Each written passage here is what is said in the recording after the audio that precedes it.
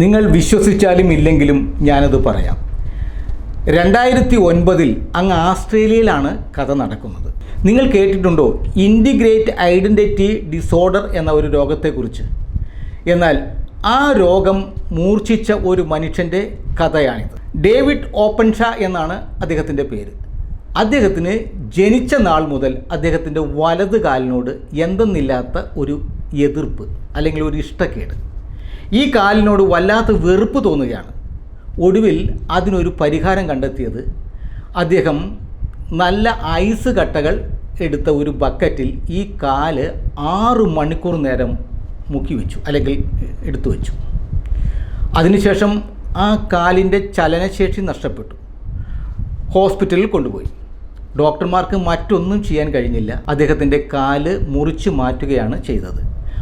അങ്ങനെ മുറിച്ച് മാറ്റിയിട്ടും അദ്ദേഹത്തിന് യാതൊരു വിഷമവും ഉണ്ടായിരുന്നില്ല എന്നുള്ളതാണ് മറ്റൊരു രസകരമായ കാര്യം.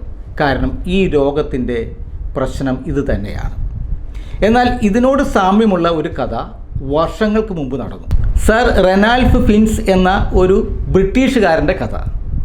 അദ്ദേഹം ഇത്തരമുള്ളൊരു രോഗത്തിന് അടിമയൊന്നുമല്ല. അദ്ദേഹം അതിപ്രശസ്തനായ ഒരു സാഹസികനായിരുന്നു. നമ്മളൊക്കെ സാധാരണ 10-60 വയസ്സ് കഴിയുമ്പോൾ ഒരു ചാരുകസേരയെ അന്വേഷിച്ച് അതിൽ ചുരുണ്ടുകൂടിയിരിക്കാൻ ആഗ്രഹിക്കുമ്പോൾ ഇദ്ദേഹം സാഹസികമായ യാത്രകൾ നടത്താനാണ് താല്പര്യപ്പെട്ടിരുന്നത്. ഏതു പ്രായത്തിലും അതിനോട് ഒരു വല്ലാത്ത അഭിനിവേശമായിരുന്നു. അങ്ങനെ അദ്ദേഹം ആ വർഷം തിരഞ്ഞെടുത്തത് ഉത്തര ധ്രുവത്തിലേക്ക് പോവുക എന്നുള്ളതാണ്.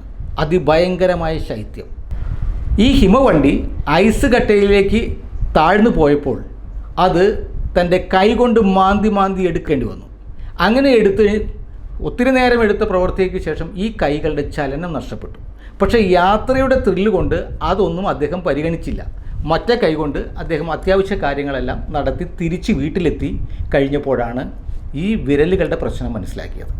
അദ്ദേഹം എന്തു ചെയ്തെന്നോ, ഒരു കട്ടർ ഉപയോഗിച്ച് തൊട്ടടുത്ത് അദ്ദേഹത്തിൻ്റെ മുറിയിലേക്ക് കയറി ഈ കട്ടർ ഉപയോഗിച്ച് ആ വിരലുകൾ കട്ട് ചെയ്ത് മാറ്റുകയാണ് ചെയ്തത്.